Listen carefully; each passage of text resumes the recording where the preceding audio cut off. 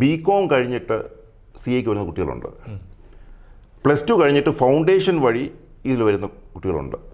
If you ask me, എൻ്റെ personal experience വെച്ചിട്ട് ഈ കുട്ടികളിൽ പെട്ടെന്ന് CA ക്ലിയർ ചെയ്യാൻ സാധ്യതയുള്ള ആൾക്കാരാണെന്ന് ചോദിച്ചാൽ ഫൗണ്ടേഷൻ വഴി കയറി വരുന്ന കുട്ടികളാണ്. കാര്യം എന്താണെന്ന് വെച്ചാൽ ഈ CAയുടെ റിഗർ എന്ന് പറയുന്നത് സെൻട്രലി ഡിഫറെൻറ്റ്. ഈ BCom നമുക്ക് പെട്ടെന്ന് എളുപ്പമായിട്ട് പാസ്സാവാം. കേരള യൂണിവേഴ്സിറ്റിയിൽ അല്ലെങ്കിൽ നമ്മുടെ യൂണിവേഴ്സിറ്റിയിലെ BCom പാസ്സാവാൻ വളരെ എളുപ്പമാണ്. അപ്പോൾ 3 വർഷം BCom പഠിച്ചതിന് ശേഷം ഇതിലേക്ക് വരുമ്പോൾ പെട്ടെന്ന് ഇത് താങ്ങത്തില്ല.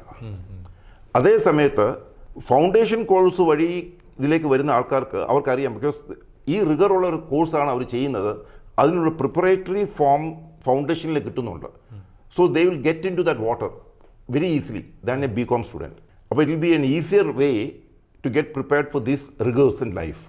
Allengil you will be taken for surprise.